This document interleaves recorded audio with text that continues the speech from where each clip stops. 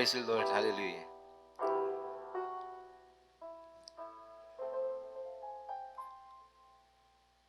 Panginoon, salamat sa panibagong araw na pinagkaloob niyo naman po sa bawat isa sa amin. At higit sa lahat, sa umaging ito, maraming salamat sapagkat kami po ay isa po ang aming layunin kung bakit kami narito upang ikaw ay aming sambahin, pasalamatan, itaas, luwalhatiin na yung pangalan, Panginoon. Dahil sa iyong mga ginagawa at ginawa sa aming buhay, Panginoon. Lord, at higit sa panahong ito, ikaw ang nagbibigay sa amin ng katatagan, kapayapaan. Ikaw ang nagbibigay sa amin ng comfort. Ikaw ang nagbibigay sa amin ng pag-asa. Ikaw, Lord, ang nagbibigay sa amin ng lakas. Ang iyong gabay at patnubay sa panahong ito ay we do really appreciate, oh God. Maraming salamat, Panginoon, na maging sa amin pong pangangailangan sa araw-araw, iyong pinagkakalob ito, O Diyos. Salamat po sa pag-iingat mo sa sampu ng aming mga mahal sa buhay. Salamat po at nariyan ka, Panginoon. Ito isang paraan din, Lord God, na kahit may mga pinagdadaanan kami, lalo kaming napapit sa iyo, Panginoon. Lalo kaming umaasa at nagtitiwala at nagiging tutot buhay ang aming pananalig sa iyo, Ama. Kaya sa umaging ito, Panginoon, maraming salamat. Aming inialay sa iyo ang aming pong pagpupuri, pagdakila sa tanging pangalan ni Jesus. Aming tinatas ang aming Diyos na buhay, makapangyarihan, ang Diyos na kamangha-mangha ang ginagawa sa aming buhay. Kaya Panginoon, maraming salamat sa pagtitipon namin sa umaging ito. Panalangin po namin ang patuloy na pagkilos mo sa aming kalagitnaan ng Banal na Espiritu Santo. Na patuloy kang mangusap, patuloy niyo pong inspire ang aming pong panalangin, ang aming pong pagsamba sa iyo at pakikinig ng iyong salita at maging ang pagsasama-sama ng mga kapatiran sa lugar na ito. Panginoon, maraming salamat. At gabayan niyo po ang bawat isa sa amin. At sa muli, maraming salamat sa nakalipas na linggo. Purihin ka. Salamat sa provision. Salamat sa proteksyon. Salamat sa iyong presensya, O God.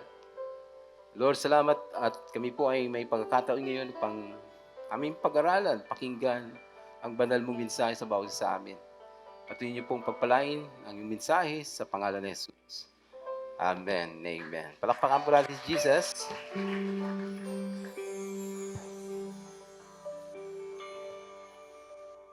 A blessed Sunday morning sa ating lahat po. At tiniling ko po sa lahat na ating pong buksan ang ating mga Bible sa Daniel chapter 1 verses 3 to 10. Okay, Daniel chapter 1, I mean. Okay, so sabi dito, then the king ordered Aspenaz, chief of his court officials, to bring into the king's service some of the Israelites from the royal family and nobility, young men without any physical defect, handsome, showing aptitude for every kind of learning, well-informed, quick to understand, and qualified to serve in the king's palace. He was to teach them the language and literature of the Babylonians. The king assigned them a daily amount of food and wine from the king's table. They were to be trained for 3 years, and after that, they were to enter the king's service. Among those who were chosen were some from Judah, Daniel, Hananiah, Misael, and Azariah. The chief official gave them new names. To Daniel, the name Belteshazzar. To Hananiah, Shadrach. To Misael, Meshach. And to Azariah, Abednego. But Daniel resolved not to defile himself with the royal food and wine, and he asked the chief official for permission not to defile himself this way. Now God had caused the official to show favor and compassion to Daniel. But the official told Daniel, I am afraid of my lord the king, who has assigned you. your food and drink. Why should he see you looking worse than the other young men your age?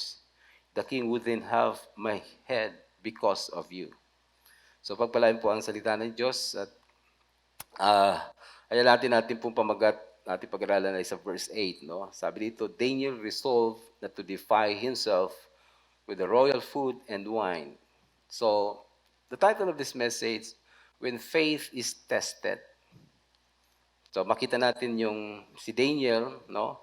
Naroon siya sa isang sitwasyon na masusubok kung ipapamuhay niya ang kanyang pananalig kay Yahweh o sa Diyos, no? And actually, practically, maging sa atin, tayong sa panahon nating ito, halos araw-araw, actually, ang Kristiyano ay natitest yung ating faith life. I don't know kung aware kayo. Yung mga Kristiyano, usapang Kristiyano ito, no?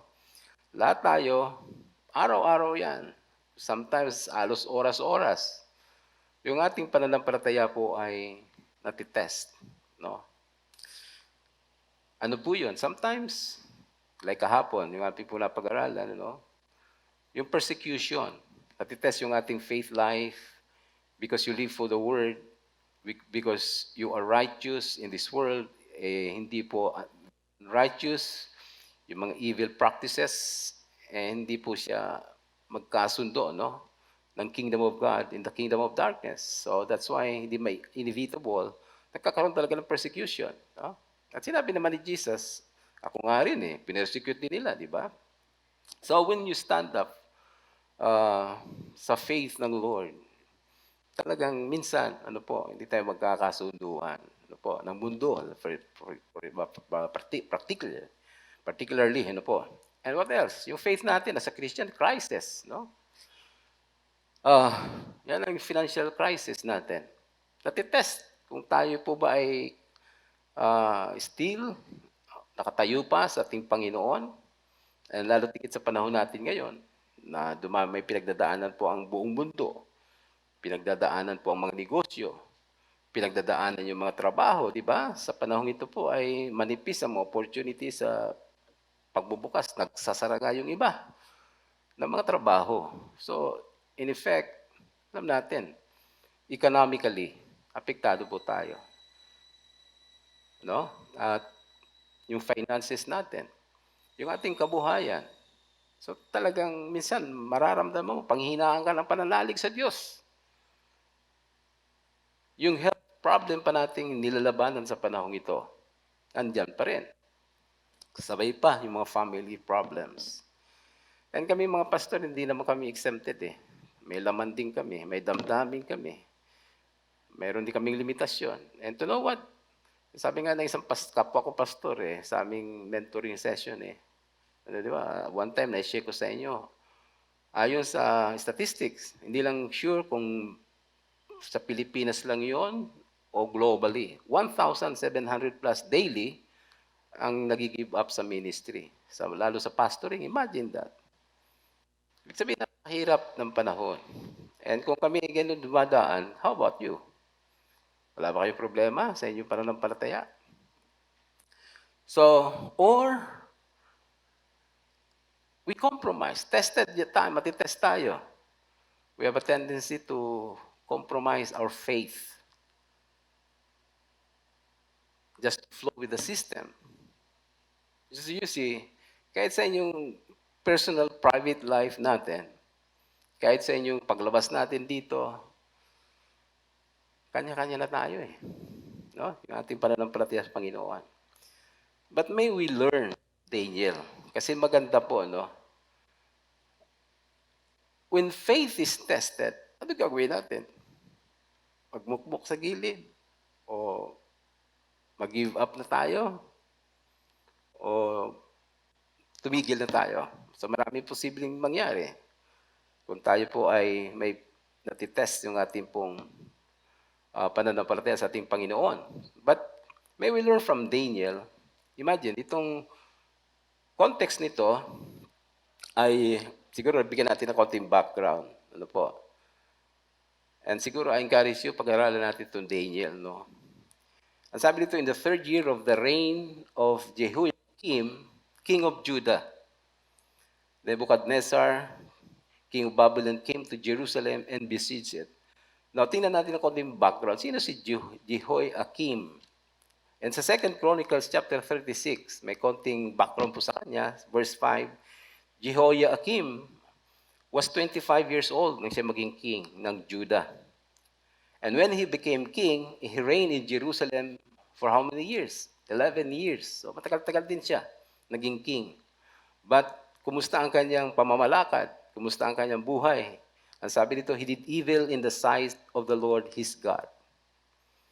So kaya nga sabi natin, itong naging one of the reason kung bakit na-exile ang Israel, not because small nation siya, umahinang bansa, mas powerful ang Babylon. No, that's not the real issue. The real issue behind this is that the Israelites, Judah, committed sin against the Lord. So they were exiled. There was a time na pag-aralan na nito, no?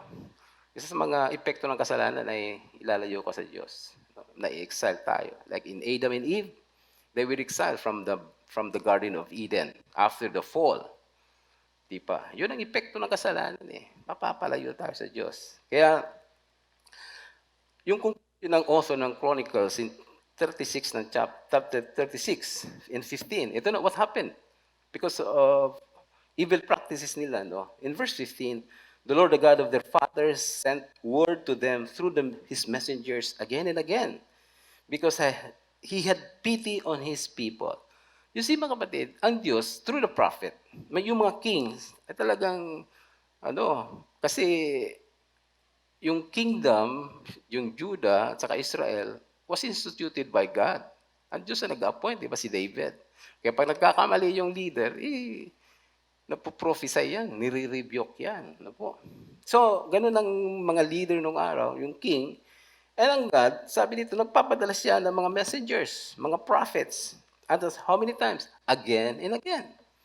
Alam niyo po mga kapatid, tayo mga Kristiyano, pag tayo po ay nalilihis na napapalayo na, because of His mercy and grace, papadala pa rin siya, magbibigay sa inyo ng reminders, o kaya rebuke, correction, for the purpose na bumalik ka sa Diyos. Di po ba? Yun ang layunin eh, para may reconcile tayo, may balik sa itama, may tama tayo. Because He had pity on His people. You see, in spite na nagkakamali yung mga tao, ang sabi dito, dahil sa awa ng Diyos, yun ang purpose kung bakit siya nagpapadala ng mensahero. Kaya nagpapadala siya ng Isaiah, Jeremiah, Ezekiel, mga prophets, all ang mga minor prophets. Nagpapadala siya. Maging sa panahon natin, sa mga Kristiyano, minsan ginagamit ang church, ginagamit ang Word of God, para tayo ay palalahanan because He loves us. Naawa ang Diyos sa atin kasi alam niyang mangyayari pag napalayo tayo sa Kanya. First, because He had pity on His people and on His dwelling place. But, kumusta ang response ng mga tao? In verse 16, but they mock God's messengers. Ayun. You see, mga kapatid, sa halip na maging contrite yung heart, magsisi, magbago, minamak nila, tinutuya nila yung mga mensahero ng Diyos. Despise His word, yun po ang sabi dito ng Chronicles, scoff His prophets until the wrath of the Lord was aroused against His people, and there was no, take note, there was no remedy. Kumbaga, nasagad na rin ang Diyos. Yes, the Lord is slow to anger, abounding in love. Totoo yan. At prinactice niya dito. Di ba?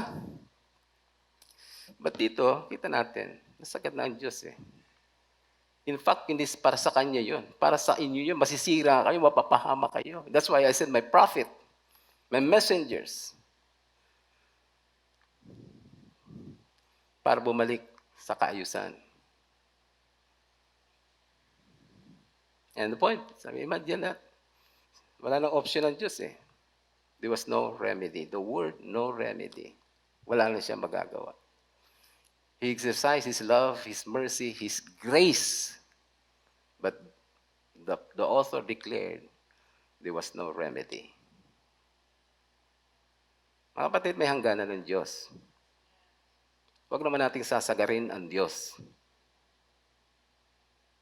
And what happened? He brought up against them the king of the Babylonians. Ano ginawa ng Babylon? Who killed their young men in the sword in the sanctuary and spared neither young men nor young woman, old men or aged. God handed all of them over to Nebuchadnezzar. And what next? He carried to Babylon all the articles from the temple of God, both large and small, and the treasures of the Lord's temple, and the treasures of the king and his officials. They set fire, sinunog nila, to God's temple and broke down the walls of Jerusalem. The wall of Jerusalem. They burned all the palaces and destroyed everything of value there. Look at that, what happened because of sin. Young and old, napahamak, na-plunder sila, naghirap sila, and sinunog yung mga bahay nila, sinunog yung temple, giniba yung wall, yung protection nila. So you see what sin, yung epekto ng kasalanan, mga kapatid? Damage has been done. Alam niyo po, ang kasalanan niyo pong gagawin, sisirain tayo, masisira tayo. You see? Nasira yung wall of Jerusalem, nasira yung temple, maraming namatay, maraming napahamak. Tama po ba sabihin na walang mabuting na idudulot sa atin ng kasalanan? Gumaganda ba ang buhay niyo sa kasalanan? Nabibless ba kayo? Nagiging mapayapa na ba ang buhay natin? Nagiging masaya ba tayo? Gumaganda ba ang mga relasyon? So, anyway. Simple, a little background. And Daniel, during this time, kung si Jeremiah, nasa Judah pa, Jerusalem siya, nagpo-prophesy, but during this time, Ezekiel, Daniel, na-exile na sila. Yung context nito, natuluyan na sila. Napalayo na sila sa kanilang sariling bayan. So, let's go back to Daniel. And the Lord delivered Jehoiakim, king of Judah, into the hands of Nebuchadnezzar. Na-plunder sila. At naroon na sila ngayon. No? Enslaved under the power of the Babylonians under Nebuchadnezzar. Then the king ordered Aspenas, eto na po, chief of his court officials to bring in some of the Israelites from the royal family in the nobility. So si Daniel, Shadrach, Meshach, and Abednego, hindi sila yung mga mga common people. Ang sabi dito, from the royal family, nobility, so mga may kaya sa buhay. May mga blooded na mga royal blood. Kasi yun sila eh. Mga professionals sila. So nagpapili ang hari na saan i-train sila. Young men without, ganon, ka-strict yung qualification, without defect. Dapat handsome, showing aptitude for every kind of learning. Ganon po, mag-serve sa king. Kailangan talagang, maganda yung tindig. Well-informed, quick to understand, and qualified to serve in the king's palace. Magsaserve lang sila sa hari. So he was to teach them the language and literature of the Babylonians. Ganun yung training for 3 years. Ititrain sila ng mga lingwahe. By the way, Aramaic, Aramaic ang lingwahe ng Babylon. If you remember, the New Testament was written in Aramaic. May Hebrew, Old Testament, but New Testament, Aramaic. Diba? So, you see yung background ng Bible, na kundi ito isang totoo. Historically, talagang doon ang galing kung bakit yung lingwaheng Aramaic. So, ititrain sila ng lingwahe ng mga Babylonians. And the king assigned them a daily amount of food and wine from the king's table. They were to train for 3 years. And after that, magsaserve sila sa king. So, well-trained na sila. Sino-sino ito? Among this were some from Judah. Una si Daniel, Hananiah, Misael, Azariah. At nung sila'y naroon na, pinalitan lahat ng pangalan nila. Imagine that. Yung dila nila babaguhin. Yung kanilang kultura babaguhin.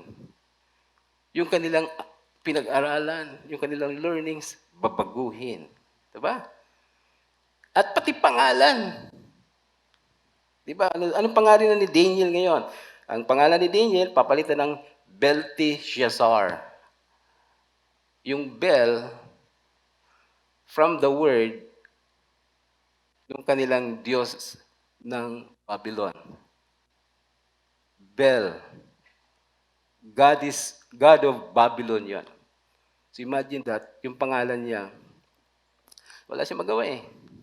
Yung pangalan ng Diyos nila, pinangalan kay Daniel. Belteshazzar, Hananiah, Shadrach, Meshach, and Abednego. Alam niyo po mga kapatid, ang mundong ito, ganun din, babaguhin kayo pag hindi kayo bago kay Kristo. Kaya nga sabi na ni Pablo, if anyone is in Christ, meaning to say, once you accepted Jesus Christ as your Lord and Savior, is in Christ, anong miraculous thing na nangyari sa buhay natin? Anong miracle nangyari sa buhay natin? If anyone is in Christ, you surrender your life to Christ, you accepted Him as your Lord and Savior, you allow God to work in you, something miraculously happen, di ba? If anyone is in Christ, ito po una, He's a new creation. Binabago tayo ng Diyos. Dahil ang mundong ito, hinubog ng mundong ito. Mga values nila iba, practices nila, behavior nila. Yeah, kaya nga tayo nung araw, di ba, okay lang sa magmura, manlait, okay lang yun. Pero Kristiyano tayo, binabago tayo ng Diyos, di ba? The old is gone and the new has come. So yung Christ-centered life. And that's why, kung ang buhay natin ay walang pagbabago, that would mean to say, Christ is it is not, Christ actually is the center of your life. Most probably, ang sarili pa rin natin ang sentro ng ating buhay. Because transformation takes place once si Christ ang naging sentro ng ating buhay. He is a new creation. The old is gone.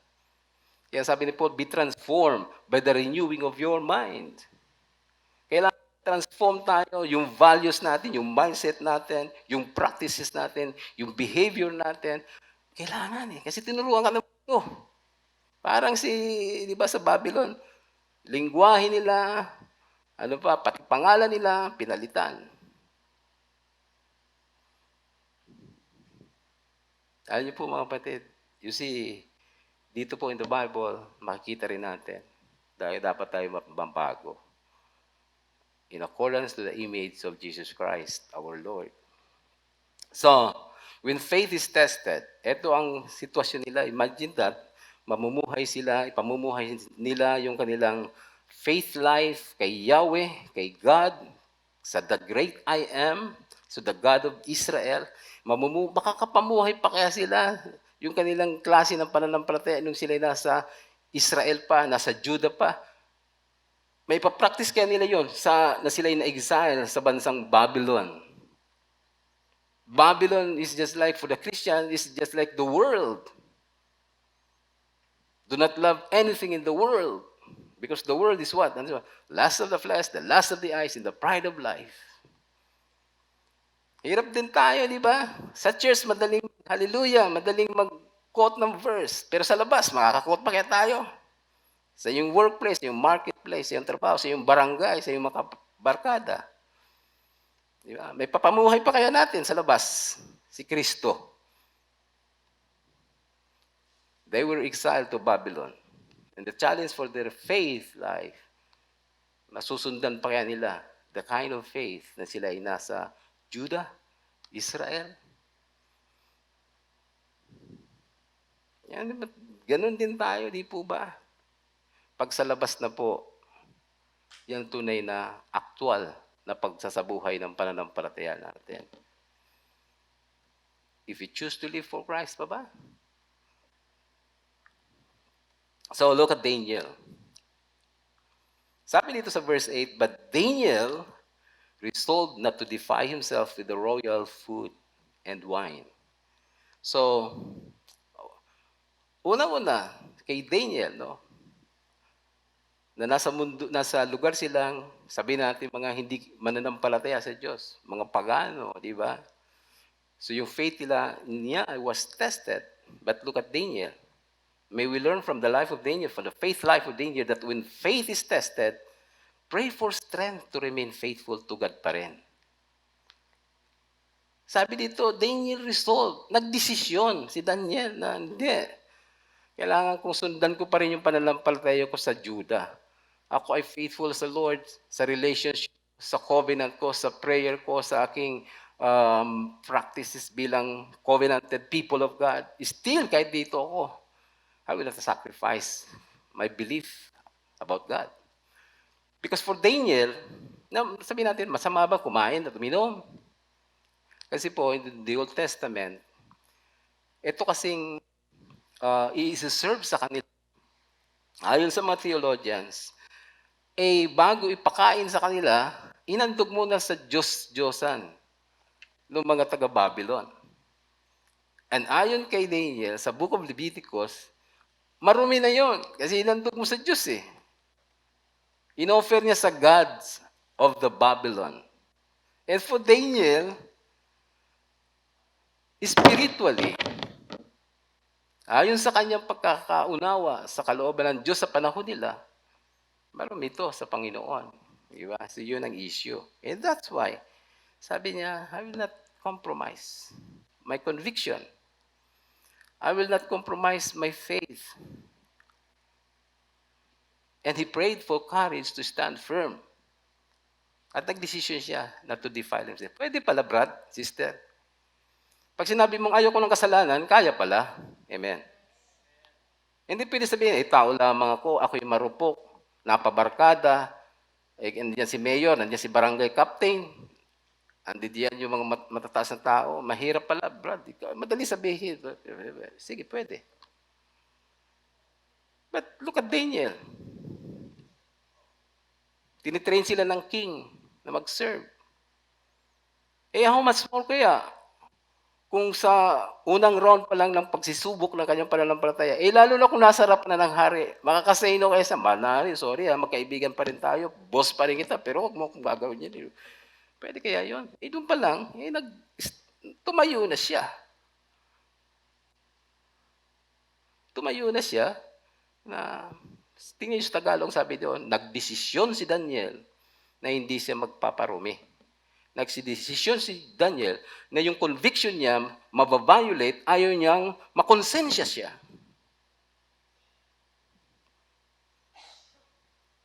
So, church, pwede ba tayong gaya ni Daniel? Pwede ba lang mag-say no? Pwede? It's your choice. It's your decision.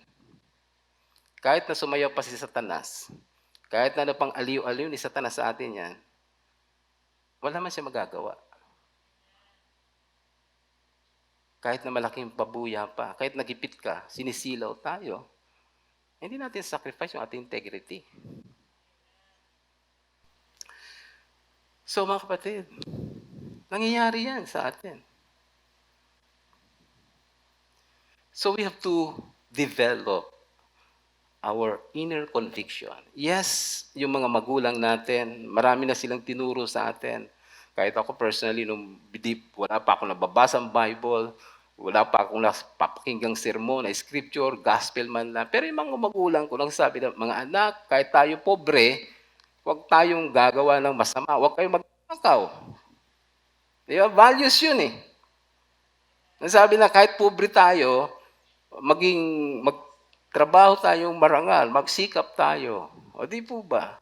Mayroon na tayong manatanggap na mga magagandang values na magiging asal natin. From our lolas, maybe from the schools, tinuruan din tayo na magandang asal. No po?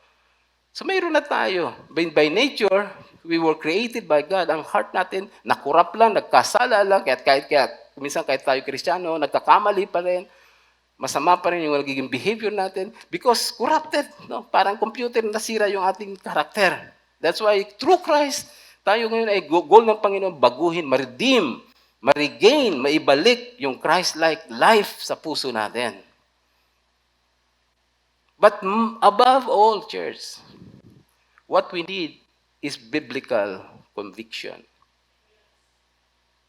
Yes, nandiyan si Lola, nandiyan si Mama, nandiyan yung kapatid natin, nandiyan yung schools. But higit sa lahat, ang ating pong pamantayan, ang ating mga paniniwala, conviction, ang ating prinsipyo sa buhay, based on the Word of God. Naalala ko, Pastor Charlie, kung dito, kakayayaan kami mag-mountain bike eh. Because nga, may stress man lang itong nananakit ng mga joints. Tapos sabi niya, uy, sila Pastor Rodel Lagrimas, pupuntaan niya sila ng Ligaw. Ano? Ligaw? Ay, dito lang, Barlin, kaya ko ito palang ikutin ko mountain bike, itong ikot ito, di ko kaya yan. Pero sabi niya, ano, Pastor, sabi ni Pastor niya, 55 years old na ako. Pero na-feel daw ni itong pastor nito, compare nung bata pa siya, para mas malakas daw siya ngayon. Nag-agree kami lahat. Alam mo, isa lang, nagta-triathlon pa ito eh. Di ba? Yung tatakbo ka, o suswimming ka, mag-mountain bike na naman, yung triathlon, di ba?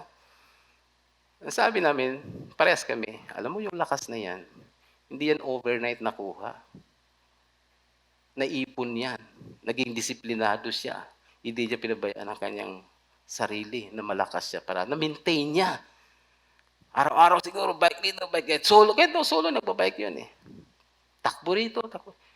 Imagine, 55 years, ako nga palang, pagbangon pa lang sa umaga, aray, sakit.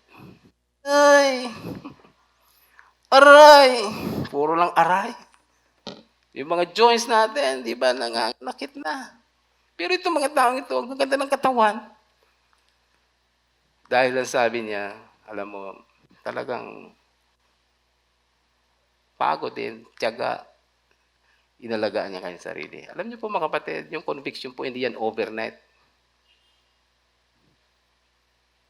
That's why it takes spiritual discipline. You have to spend time with the Lord in prayer. You have to spend time with His Word. Be consistent sa ating pong church life, faith life. Kasi wala namang overnight.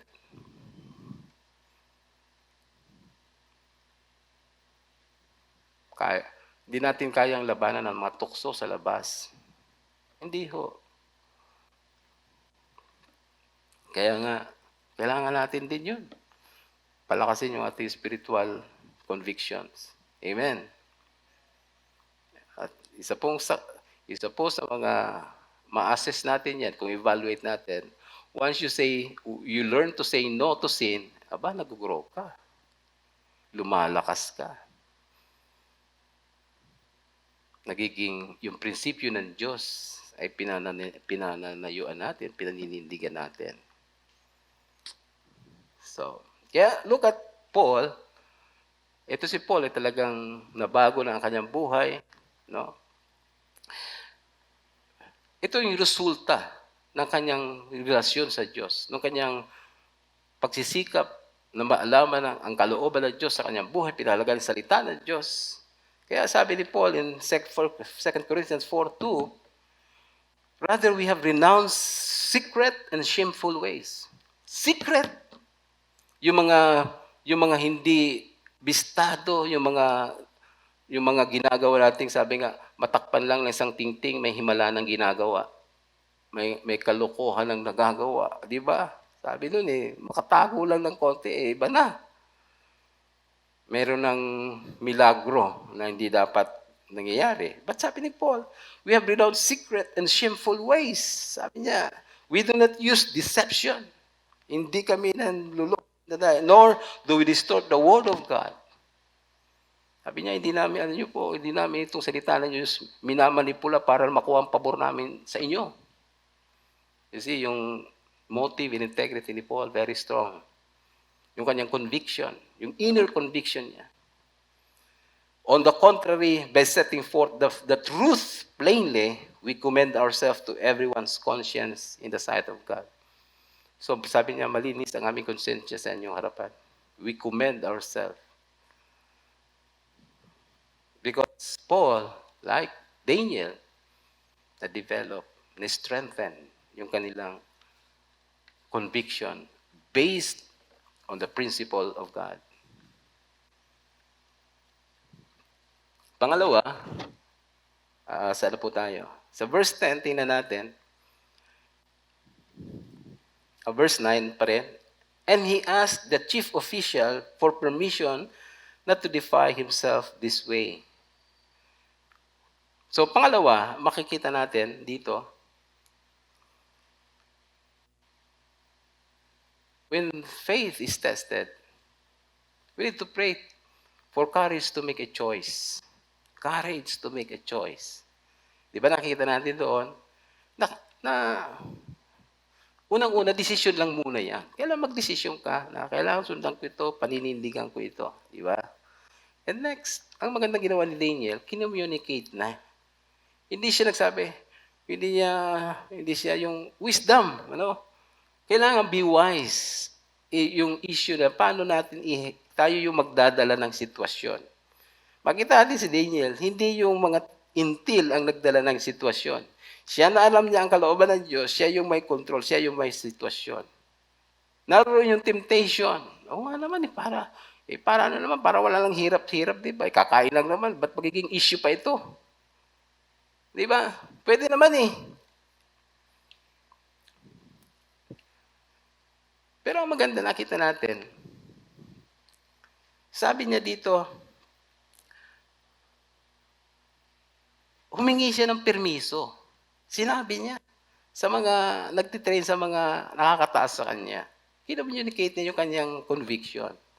But sabi niya, but the official told Daniel, I'm afraid of my Lord the King, who has assigned you, or your food and drink. Why should he see you looking worse than the other young men your age? Kasi sabi nila, pwede ba gulay na lang kainin namin? Sabi niya, alam niyo, pagka nakita nangyari, 1 month pa lang kayo nagtitraining, tapos namumutla na kayo at mamaya, ulo ko nakasalalay dyan. Di ba? The king would then have my head because of you. Pero magsasabi ni Daniel, ano po, please, test your servants for 10 days. Give us nothing but vegetables to eat, water to drink. Kaya naging vegetarian lang sila. Hindi lumakas yung conviction ng mga SDA. You see, di ba? Dapat kinakain lang natin. Wala ng mga taba. Tingnan nyo yung nagmamahal ng karne. Di ba nakabitbit ng, nakita sa FB, nakabitbit ng isang pechay, tapos isang cube na taba. Sabi ko, di ba? Ligtas tayo ngayon sa high. Dahil mahal ang baboy. So, dito makita natin, sabi niya, bigyan niyo ako ng 10 days. Pakainin niyo lang kami ng maging vegetarian lang kami. Tapos tubig. Then sabi ni Daniel, then compare our appearance with that of the young men who eat the royal food and treat your servant in accordance with what you see. Subukan natin. Pero maganda dito, hindi, mga Hudyo kami. Siguro sa panahon natin, hindi, mga born again kami. Kayo, mali kayo. Yeah. So, hindi naman nakikiaway tayo dapat. Amen. Huwag kayo makikiaway. Sabi pa ni Pablo, huwag pag-awayan ng pananampalataya. Live with at peace with everyone. Not only in the church, kahit sa labas kayo. Huwag po makikipagtalo. Huwag makikipag-argue. Huwag makikipag-away. Just communicate your conviction. That's enough. Di ba? Yun lang naman ang ginawa ni Daniel eh. Sinabi niya. Kinommunicate niya yung kanyang conviction. And I think, kahit naman siguro tayo, pag sinabi natin, irerespeto ka naman siguro tayo ng boss natin, ng kaibigan natin. Hindi naman siguro masacrifice yung friendship. Hindi naman siguro masasacrifice yung working relationship. Dahil you stand for what is right. Hindi naman siguro kayo magiging kaaway. Friend pa rin tayo. I respect you, but you respect me. Di ba? Kinumpay lang niya. Kinommunicate. Daniel, yung kanyang nasa sa puso. And at the end of the story, di ba? Pagkatapos nito, mas mga guwapo sila. Mas magagandang skin. Mas mga makikisig sila. Sabi ng Bible eh. Pagkatapos noon, ng training nila, ang gagandang lalaki eh. Yan ang sabi ng Bible. So, walang nakwan. In fact, maganda naman yung sinabi nila. Ano ang response nung trainer nila? Sabi niya, alam mo, ako yung maiipit dyan eh. Si boss. Ako maiipit kay boss. Pag nakita kayo ganyan, di ba? So minsan tingnan nyo, no, hindi si Daniel ang namumroblema.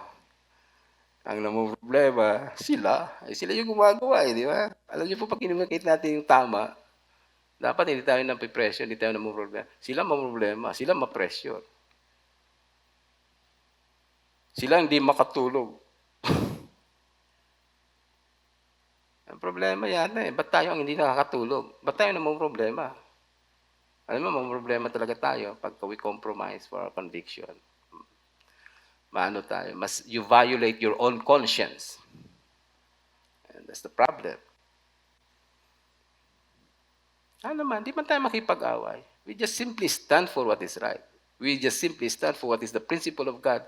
You stand for the word of God. Hindi naman tayo mang-judge. Hindi naman sila usgahan natin. Sinasabi lang natin, ito kami, ito ang paniniwala. May biblical verse yan. Diba? Supporting verse yan. Okay. So in verses 9 to 10, now God had called the official to show favor and compassion to Daniel. When our faith is tested, pray for divine intervention. So tingnan niyo po, dahil si Daniel, mayroon siyang fear of the Lord. The fear of the Lord is the beginning of wisdom. To fear the Lord is to hate evil.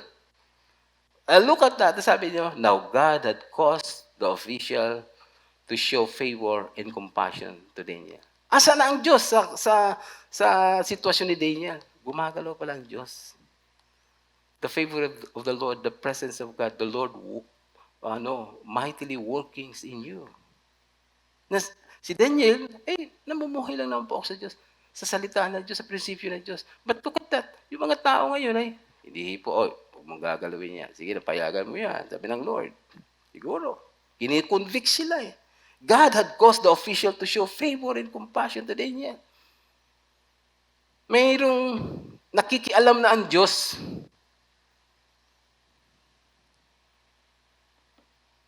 Kaya tama sabi ng Lord, I will never leave you nor forsake you.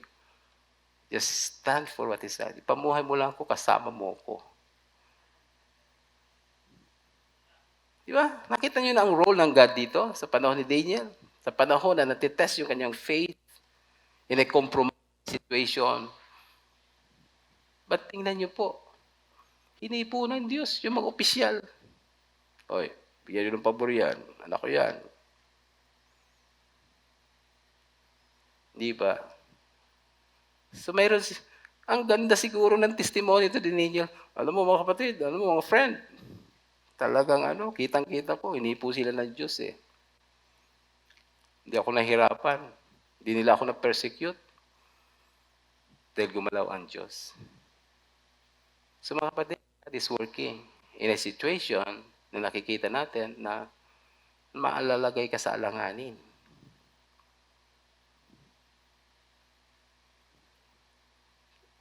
Bigyan natin ng leeway, bigyan natin ng space ang Diyos.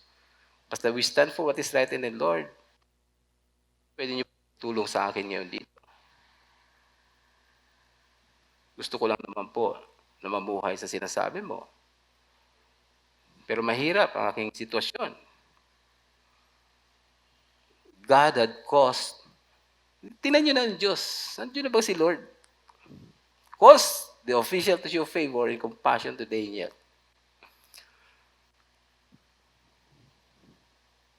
Naalala ko, yung divine intervention. Sana masundan ko yung short story. Do you remember Esther? Si Esther po, paano siya napasok sa eksena sa yung pamamahali nitong King Xerxes from India to Kos, no? Yung si Queen Vashti, minsan kasi pinatawag yun, di ba? Ipagmamalaki niya ang kanyang queen. Etong si queen, hindi sumunod sa hari. Aba, yung mga bisita pa naman ng king nandoon. Ngayon, sabi ng mga advisor niya, hindi pwede yan, mahal na hari. Baka mabalitaan ng mga misit, mga babae, o yung reyna nga, hindi sumusunod sa hari. Aba, kaya mahal na hari, matigas ka dapat.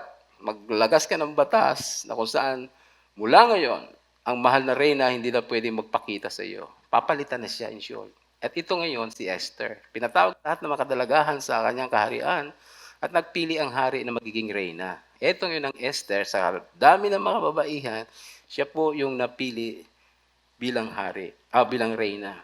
Kapalit ni Queen Vashti. Ngayon, nung si Esther naging queen na, nagkaroon ng conspirator na may planong i-assassinate itong si King Xerxes sa pangalan po ni Bigtana at saka si Teres. Dahil nagalit itong dalawang opisyal na ito ni Xerxes sa hari. Gusto nilang patayin yung hari. Nalaman itong si Mordecai. Si Mordecai, kasi niya si Hudyo to. Kasi niya si Esther. Siyempre, sinabi niya yon. Sabi niya, may plot ang asawa mo. So, sinabi naman ni Esther ngayon doon. At na-prove nga na totoo na mayroong plot, assassination plot para sa hari. At yun, na-solve yung case na yon. Ang ginawa ngayon, yung mga ganoong event, nire-record sa Book of Annals. Kumbaga, sa history ng kanilang. Ayun, nailagay yung pangalan ni Mordecai. Na through Mordecai, na-save yung life ng hari. At ngayon, in chapter 3, makita natin dito, na-promote si Haman. Inonor siya ng hari at binagyan siya ng mataas na posisyon sa mga governors, sa mga nobility. So, prinomote siya na ang kautosan, dahil siya ay mataas ng kanyang tungkulin, pag dumadaan itong si Haman, luluhod sila. Itong si Mordecai, di lumuluhod. Galit na galit ngayon itong si Haman. Sabi niya, lahat lumuluhod, gobernador ng gobernador, noble, nagbibigay galang sa akin. Pero Hudyo, hindi lumuhod. Siguro para kay Mordecai, hindi ka naman Diyos, ba't ako luluhod sa iyo? Parang ganun. No? Paka-idolatry na ang dating. Hindi ako luluhod sa iyo, tao ka lang. So galit na galit si Mordecai, pinagtimpi lang siya. Na malaman niya na siyang Hudyo, gusto lang sana niyang patayin itong si Mordecai ni Haman. Pero mas lumaki yung idea niya, hindi. Lahat na yun ng Hudyo, parang si Hitler na. I-execute. Nagligay siya ng 10,000 sa treasury para mayroong lang mag-execute, may gumawa. At kinausap niya ngayon yung hari. Sabi niya, mahal na hari, itong maraming mga sakarian mo, maraming mga Hudyo na hindi sumusunod sa iyo. Madunong, tinutwist niya yung kwento. Sabi niya, alam mo, maraming mga tao, na mga foreigner dito sa kalupaan mo na hindi sumusunod sa iyong batas. Kaya mahal na hari, hindi dapat yan. Kaya dapat yan, mamatayan. Para magkaroon ng ngipin yan, gawin mo batas, mahal na hari. So ito naman, di naman nag-isip yung hari. Binigay yung singsing. Authority yun, binigay yung singsing. Tapos, pumunta naman sa sekretary at gumawa ng, kumbaga, memorandum. Sinulatan yung lahat ng mga mataas na opisyal sa kanilang mga probinsya. Lahat ng mga Hudyo, i-execute, may tinakdang araw. Papatayin silang lahat. Parang Hitler story. Ngayon po, nung mabalitaan nito in chapter 4, nito ni Mordecai, pinunit yung damit, nag-mourn sila. Siyempre, imagine at mamamatay silang lahat. Nag-fasting sila at pinaabot niya ngayon. Ito kasi si Mordecai madalas na sa King's Gate. Doon po siya nagpipirmi. Ngayon, yung eunuch nitong si Esther, si Hathak, hindi Hatak, Hathak ang pangalan. Nakita, mahal na rin, yung tiyo niyo po, parating doon, nagmalungkot siya. At patanungin mo nga ako ng problema, ikinuwento. Sabi niya, nasa tayo ngayong lahat, mga Hudyo, mamamatay tayo. Na isa batas na, may pundo na para gawin ito. Sabi ngayon ni Esther, nako, mahirap kasi pag hindi ka pinatawag ng hari, hindi ka basta-basta pasok. Maski kumatok ka pa, illegal sa batas yun nila. Kailangan pinasamon ka ng king. Kahit Reyna, kahit na yung mga ano nila, hindi basta-basta pumasok sa court ng, kunyari ito, andito yung hari, hindi ka basta-basta pumasok, not unless pinatawag ka. Or else, kamatayan ang kapalit. Ganun sila, no? Sabi ni Esther, last month pa ako pinatawag ng hari. Ano sabi ni Mordecai? Alalahanin mo. Huwag mo isipin na kumunan din dyan ka sa palasyo, ikaw lang maliligtas. Lahat tayo mamamatay pag hindi ka gumawa ng paraan. Okay. Ito ngayon. Kaya sabi dito, then Esther sent this reply to Mordecai. Sabi niya ngayon, go gather all the Jews who are in Susa and fast for me. Pray for me. Do not eat or drink for 3 days, night or day. I and my maids will fast. Pati ako magpa-fast din. Pati yung katulong niya. As you do. When this is done, I will go to the king, even though it is against the law. Ang sabi ni Esther, if I perish, I perish. Yun. Yun ang kailangan ng mga Kristiyano ngayon. Patay kung patay. Basta na kay Kristo. Kaya ba? Mukhang na. Closing prayer na. At ano, sabi ni ano, di ba? Patay kung patay. If I perish, I perish. Babae yun. Ganun siya manindigan. Yun ang kailangan ni Kristo ngayon. Nakandang mamatay sa kanyang kaharian. Pagsunod sa kanya. O, sige naman. Bigyan nyo naman ng glory ang Lord. So, ito po ngayon, pumunta nga ang hari, ang reyna, sabi niya, nag-request siya na magkaroon ng banquet. Hindi pa sinasabi ni Esther yung kanyang gustong sabihin sa Manari. Sabi niya, Manari, request ko lang po. By the way, pumunta pa rin siya, no? Di ba? Perez. So, hindi siya pinapatawag. Pero ang pag-asa niya, pag ang espada ng hari ay ipinahawag yung dulo, ligtas siya. So, ganun nga nangyari.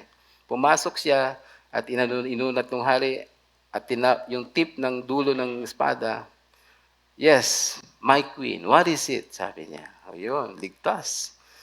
Hallelujah. At sabi niya, ito lang po request ko, magkaroon tayo ng party. And please invite Haman. Ayun. So, invite nila si Haman. Pero niya sinabi kung ano ang talagang sasabihin. Gusto niya sabihin, naroon na daw sa party ng mahal na hari. Sa verse 9, ito ngayon si Haman, ano? Tuwang-tuwa siya kasi naisa batas na, naghihintay na lang siya ng araw, mamamatay na lahat ng mga Jew. And very happy si Haman. And very high yung spirit niya. Sa chapter 5, makikita natin yan. Ano po? At tinawag niya yung kanyang mga kaibigan, yung mga anak niya, yung asawa niya. At pinagmalaki niya yung kanyang yaman, pinagmalaki niya yung kanyang mga anak, at higit sa lahat, pinagmalaki niya na na-promote siya ng hari. At higit, pinagmalaki niya. Kasi sa lahat, siya lang in-invite ni Queen Esther. Sabi niya, tingnan niyo naman, lakas ko, no? Pero sabi niya, hanggang buhay si Mordecai, di ako masaya. Ganun, parang pelikula, no? Hanggang buhay siya, di ako masaya. Sabi ng mga friend niya, bago mag-party, paggawa ka na ng galo. 74 feet, bibitayan. Taas, no? Taas pa dito, 74 feet eh. Tapos bitay natin si Mordecai. Sabi niya, good idea, no? So nagpagawa ng bibitayan para kay Mordecai. And after that, mga kapatid, what next? So dumating na po yung event. But take note, ang sundan natin dito, asa ng Diyos sa krisis na ito? Asa na siya? Tulog ba siya? Nagre-relax? Nag-happy-happy ang Diyos? All of a sudden, in chapter 6, yung haring si Xerxes, di makatulog. Aha, clue na yon na gumagalaw ang Diyos. Di makatulog ngayon, yung King Xerxes. Sabi niya doon sa kanyang, nag-iimbak ng kanyang history ng kanyang kaharian. Basahin niyo nga ako ng kasi ako makatulog. Binasa niyo yung history na si Mordecai. Sabi niya ngayon, si Mordecai, Siya yung tumulong sa kanya para hindi mag-prosper yung plot, assassination plot. Ngayon sabi ng King Xerxes, teka, ano bang reward na ibigay natin dyan sa taong yan? I believe mga kapatid, galaw na ng Diyos yun. Hindi siya pinapakatulog eh. Sabi niya, bigla na balikan. Sabi niya, ano bang naitulong natin? Sabi niya, wala po. Ngayon tawagin mo si Haman. Ito si Haman na naman. Haman. Haman, ka. Ano bang pwede natin gawin sa taong nagmagandang loob kay mo? Tapos, ay, mahal na hari. Yung robe niyo po isuot sa kanya at saka yung kabayo niyo pasasakayin siya, iikot sa buong syudad at sasabihin, ito ang ginagawa sa isang pinararangalan ng hari. Akala niya siya yun. Sabi niya, akala niya siya yung iikot kasi parati ang bida, di ba? Akala niya siya yung pararangalan. Okay, gawin mo yan. Damitan mo si Mordecai, kalaban niya, di ba? Damitan mo, isakay mo sa kabayo, at siya yung magtutrompeta. Ito ang ginagawa ngayon, di ba? Na-vindicate ngayon. Di ba? Isang eksena pa lang to. Pag uwi ngayon, galit na galit si Haman. Sabi niya, pambihira. Ako pa, ang nag-ikot sa kanya. Ako pa yung nagdamit sa kanya para parangalan siya. Pambihira. Hindi magandang araw ko. O, di ba? Ang galit. Basahin nyo kaya magbasa kayo ng Bible para alam nyo yun eh. Afterward, eto po ngayon, dumating na yung araw ng party. Tinatawag si Haman. At sabi ngayon ng hari, ano ba talaga ang request mo, mahal na reyna? Ang sinabi na niya ngayon, sa chapter 7, makita niyo po yan. For I and my people, sabi na, please spare. Ito sabi ni, my Lord, my King, please spare my people. Siya lang may kakayahan para mabago pa yung batas. Please spare my people. Why? For I and my people have been sold for destruction and slaughter in annihilation. Papapatayin lahat. If we had merely been sold, sabi niya, kung kami ay maging alipin, ako sa mga kalalakihan, okay lang yun, di kami magrereklamo. Tanggap na namin yon. Kahit na kami maging trabahador lang ninyo. Pero buhay na namin ngayon ang nakakasalalay. Tapos sabi ngayon ng King Xerxes, sino ang nasa likod nito? Yan. Sino ang nasa likod nito? Sabi ni Queen Esther, the adversary and enemy is Haman. Tinuro niya. Siya yung nagbigay ng di ba? Siya pala yung tumayo yung hari, galit na galit. Siguro di ba pagalit ka parang Pero ngayon, sabi ng Bible, alam na ni Haman yung kanyang magiging kapalaran. Patay siya sa hari. At ngayon po, you see, dahil mga taong naninindigan sa Diyos, hindi sila yung kawawa. Si Haman ngayon, sa likod ng upuan ng reyna, mahal na reyna, please spare my life, maawa ka sa akin. Sino nagmamakaawa? Bumalik yung hari. Pagbalik ng hari, automatic, takpan ng sako yung ulo. Anong ginawa ngayon kay Haman? Siya yung binitay doon sa kanyang pinagawang bitayan. You saw what you reap.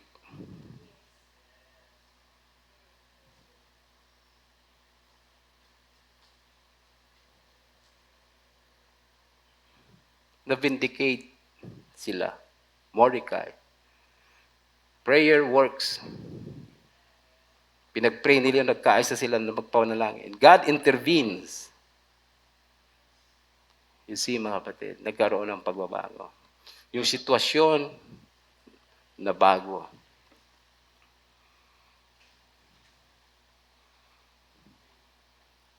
Na-vindicate. Sila Mordecai at saka si Esther at yung mga Hudyo. Kaya sabi nga nung ginather niya na high na high si Haman, senior niya ngayon. Tapos nagkaroon na ngayon ng mga sunod-sunod na ngayon, yung inikot ni Haman, si Mordecai, pangalawa, binitay na siya, di po ba?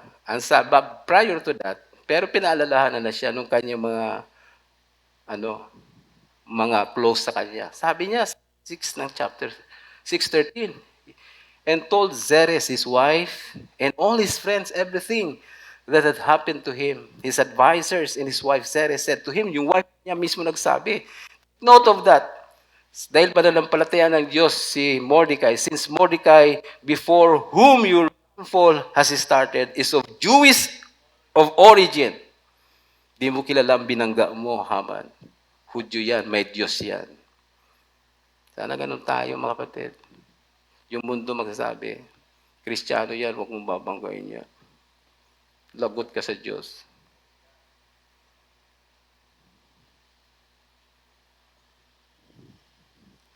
Si Mordecai is of Jewish origin. Sabi po, you cannot stand against him. You will surely come to ruin. Mapapahama ka lang dyan. You see, mga kapatid, kung tayo magiging totoo sa ating pananampalataya, when faith is tested,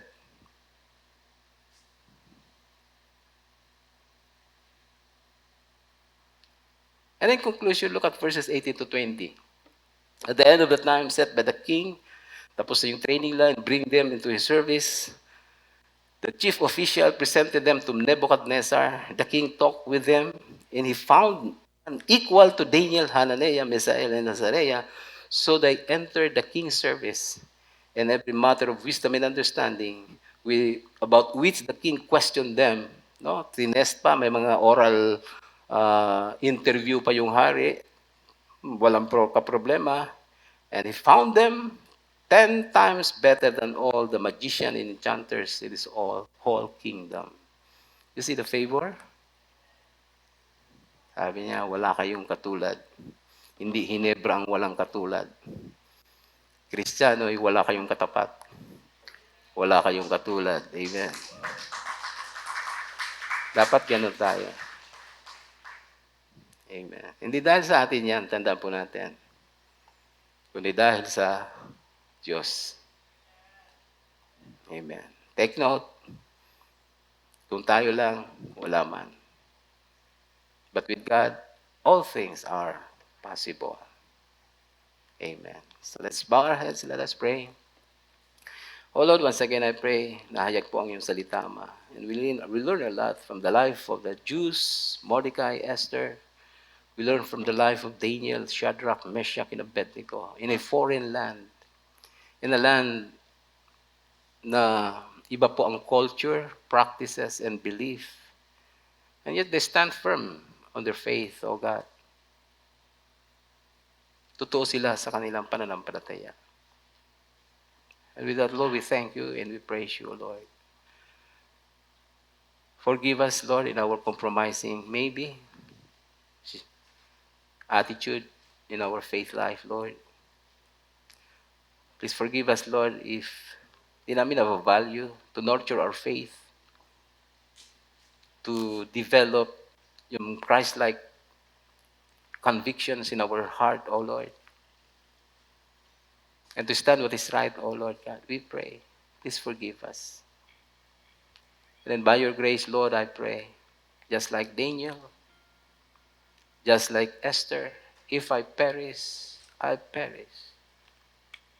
They stand on their faith on you. Oh Lord, bless your church. Bless your church, oh God. Thank you for your grace, Lord. I pray for the purity of each one's heart. I pray for Christ's righteousness in every one of us. And to be true to our conviction and our faith in you, O Lord. Lord, thank you so much. This we ask and pray in Jesus' name. Amen. Alam niyo po mga kapatid, praying na lahat tayo ay nasa Panginoon na. Because without Christ, Christ is the only, sabi ni Paul, Christ is our righteousness. We have to surrender our life to Jesus. Accept Him as your Lord and Savior. The Bible says that all of us are sinners. And that's why Jesus died on the cross. He suffered and died. Hindi dahil sa may kasalanan siya, but He suffered and died because of our sins. At gusto niyang tulungan tayo. Gusto niyang magsimula siya sa iyong buhay. Gusto niyang baguhin ang ating buhay. Gusto niyang pagandahin ang ating buhay. But yan po ay magagawa. Si Lord na lang po yan. But you have to commit your life to Christ, to the Lordship of Jesus. Just like sabi ni Paul, if anyone is in Christ, yun munang isettle natin. In Christ. You have to accept Jesus Christ as your Lord and Savior. And repent from your sins. And accept Jesus as your Lord and Savior. Hindi natin ma-measure kung ano pwede gawin ng Diyos sa inyong buhay. But as na-prove na ni Paul, the old has gone and the new has come. Amen. So sa mga kapatid, if you have this, it's a choice, kapatid. You have to decide for yourself. Kailangan magdesisyon po kayo. Just like Daniel. Magdesisyon ka. Panginoon, gusto ko talaga magbago, pero hindi ko kayang baguhin. And that's good. Kilala natin ating weaknesses. But we cannot limit kung anong pwedeng gawin ng Diyos sa inyo. All things are possible with God. Walang buhay na hindi kanyang baguhin ng Diyos sa mga gusto magpabago sa Diyos. Amen. So, kung kayo po ay nagdesisyon na to surrender your life to Christ, just please pray this prayer with me. Sincerely. Sa inyong kinakaupuan, tayo manalangin sa Diyos. Sariin niyo po na ito, panalangin niyo po sa harapan ng Panginoon. Let's pray. Amang Diyos na nasa langit, banal ka at ako'y makasalanan. Patawarin niyo po ako. Linisin ako sa aking kasalanan. Panginoon, binubuksan ko ang aking buhay at tinaanyayahan kita. Dati po ako ang sentro ng aking buhay. Ako ang nasusunod. But ngayon, Lord, I pray na ikaw na po ang maging sentro ng aking buhay. Yun lang ang solusyon para ako'y magbago. Hinahayaan ko po kayo, Panginoon, sa buhay ko, malayang kumilos, gumalaw. Maraming salamat, Panginoon, sa bagong buhay, sa kapatawaran, mga bago at makabagong gagawin mo sa buhay namin. Be the Lord of my life. For the rest of my life, Lord, we pray and confess na ako ay susunod sa iyo, kalooban. Sa pangalan ni Jesus, Amen. Amen. Praise the Lord. Hallelujah. Praise the Lord. For your tithes and offerings, you may send them to China Bank, Word International Ministries Naga, account number 262-101-7014.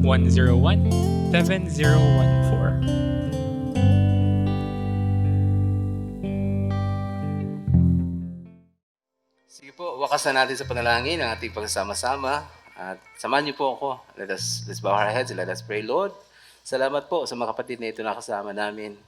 Thank you for your word na siyang aming buhay. Ang salita mo ay buhay namin. Salamat po at patuloy po kayong kumikilos sa aming mga buhay. Panginoon, patuloy ko pong inilalaga at pinagkakatiwala po ang mga kapatid na ito. Haharap naman sila sa panibagong linggo, Panginoon.